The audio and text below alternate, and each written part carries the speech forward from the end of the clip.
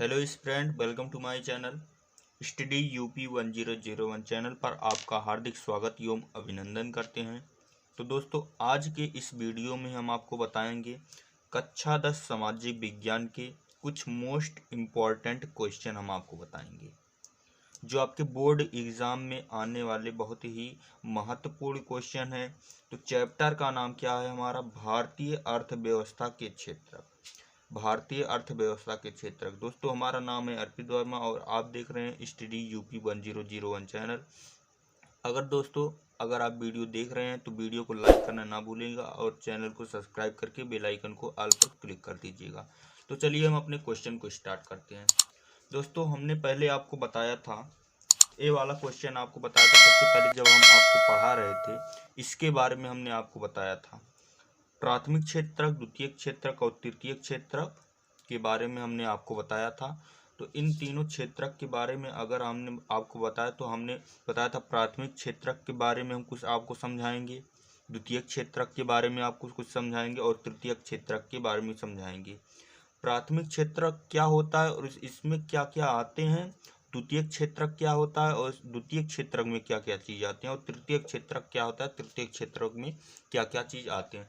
तो आज के इस सेशन में हम आपको प्राथमिक, द्वितीयक, तृतीयक क्षेत्रक के बारे में कुछ महत्वपूर्ण जानकारी बताएंगे जो आपके बोर्ड एग्जाम में होने वाले एक प्रश्न चाहे दो प्रश्न जरूर पूछता है। प्राथमिक, द्वितीयक, तृतीयक वाले में लॉन्ग में पीछे पूछेगा, शॉर्ट में एक दो पक्का ही पक्का पूछेगा।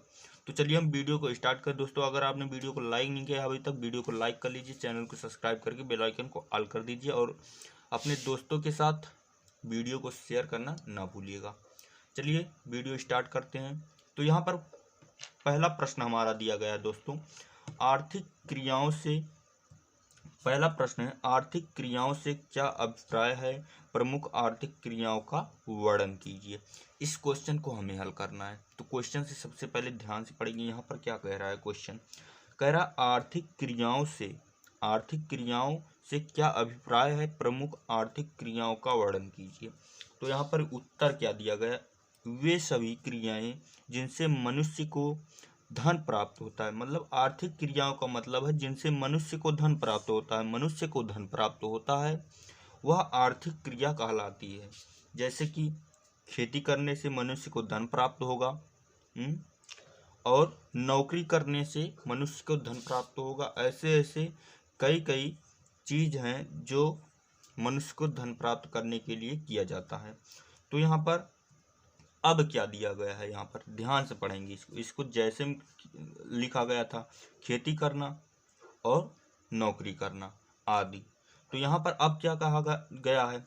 आर्थिक क्रियाएं तीन प्रकार की होती हैं। तो आर्थिक क्रियाएं तीन प्रकार की होती, कौन कौन सी आर्थिक क्रियाएं होती है? तो यहाँ पर देख लीजिए, प्राथमिक आर्थिक क्रियाएं और द्वितीयक आर्थिक क्रियाएं, तृतीयक आर्थिक क्रियाएं यहाँ पर है, तृतीयक आर्थिक क्रियाएं यहाँ पर है। तो आप लोगों को सबसे पहले प्राथमिक आर्थिक क्रियाएं समझा देते हैं, उसके बाद द्वितीयक समझाएंगे, फिर तृतीयक आर्थिक क्रिया समझाएंगे हम। तो दोस्तों, यहाँ पर प्राथमिक आर्थिक क्रिया जो बताया जा रहा है, यहाँ पर प्राथमिक आर्थिक क्रियाएं के बारे में हमें बताया जा रहा है।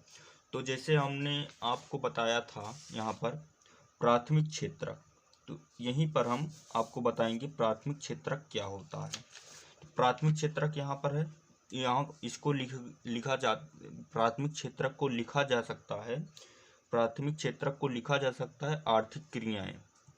अगर प्राथमिक आर्थिक क्रियाएं आ जाए पेपर में, तो आप लोग जान जाइए कि प्राथमिक क्षेत्रक के बारे में हमें कुछ ना कुछ लिखना है। तो प्राथमिक क्षेत्रक के बारे में हम क्या इसमें बताएं? हम प्राथमिक क्षेत्रक जैसे यहाँ पर लिखा है, आर्थिक क्रियाएं तीन प्रकार की होती हैं, प्राथमिक, द्वितीयक और तृतीयक।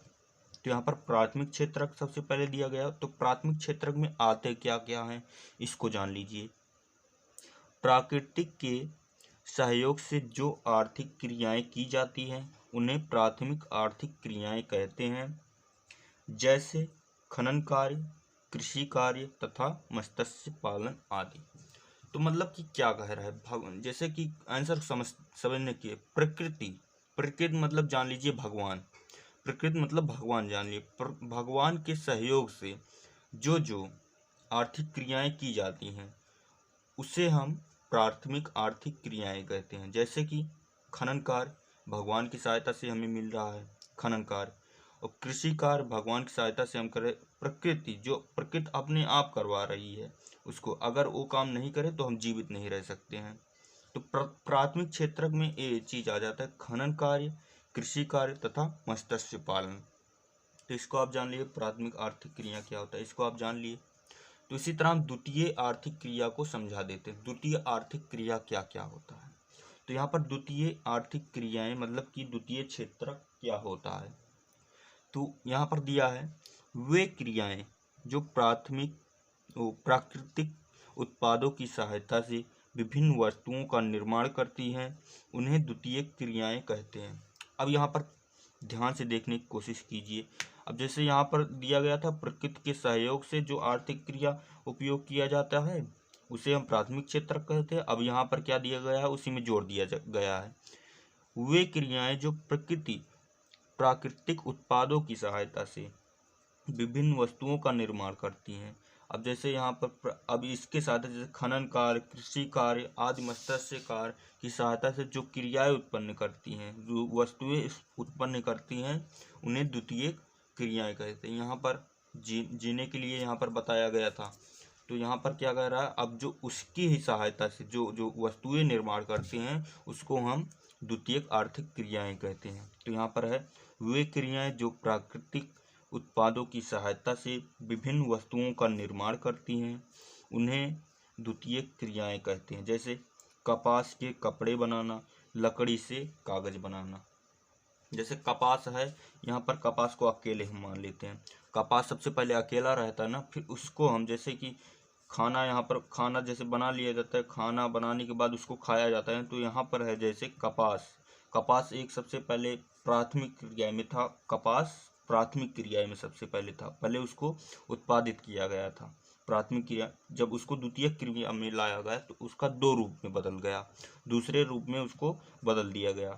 तो कपास मतलब कि जो जो काम किया गया, मतलब कि जो जो चीज रखा हो उसको किसी न किसी काम में लाया जाए तो वह द्वितीय आर्थिक क्रिया हो जाती है। जैसे कपास है, उसके बाद हो जाता है कपास के कपड़े बनाना, द्वितीय आर्थिक क्रिया में आ गया।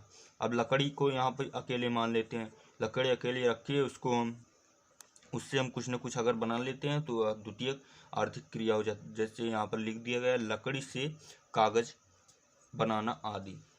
तो इसी तरह हम अपने तीसरे क्वेश्चन को देखेंगे। तीसरा क्वेश्चन क्या कह रहा है। सबसे पहले हम दोस्तों क्वेश्चन को ध्यान से पढ़ेंगे। दोस्तों, अगर आपने अभी तक वीडियो को लाइक नहीं किया है तो वीडियो को लाइक करना ना भूलिएगा और चैनल को सब्सक्राइब करके वीडियो को शेयर कर दीजिएगा। तो चलिए हम स्टार्ट करते हैं। तो यहाँ पर क्या कह रहा है, तृतीयक आर्थिक क्रियाएं, यहाँ पर क्रियाएं होना चाहिए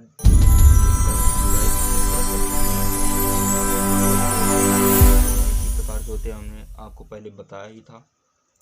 तो यहाँ पर हो जाएगा तृतीयक आर्थिक क्रियाएं। अब तृतीयक आर्थिक क्रियाएं को क्या कहते हैं, वे क्रियाएं जो किसी वस्तु का निर्माण नहीं करती हैं, किसी भी वस्तु का निर्माण नहीं करती हैं। मतलब कि जैसे है यहाँ पर है, जैसे मान लीजिए लकड़ी है, इसका जो है एक वस्तु, मतलब कि कह रहा है वे क्रियाएं जो किसी वस्तु का निर्माण करती हैं, इस वस्तु का भी निर्माण नहीं करेगी, बल्कि प्राथमिक व द्वितीयक आर्थिक क्रियाओं के विकास में सहायता करती। जैसे प्राथमिक क्रिया यहाँ पर थी खनन कार्य, कृषि कार्य, मत्स्य पालन, कपास, लकड़ी, कपड़े बनाना, इसमें जो है सहयोग करती है। या क्या कह रहा है, आर्थिक क्रिया मतलब बल्कि प्राथमिक व द्वितीयक आर्थिक क्रियाओं के विकास में सहायता करती है। दोनों के प्राथमिक और द्वितीयक के विकास में जो है सहायता करती है, उस क्रिया को हम तृतीयक आर्थिक क्रिया कहते हैं।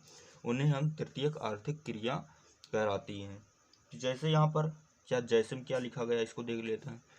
परिवर्तन, यहाँ पर क्या कह रहा है, परिवर्तन के साधन, पहला हो गया परिवर्तन के साधन, दूसरा हो गया बैंक तथा बीमा कंपनियां आदि।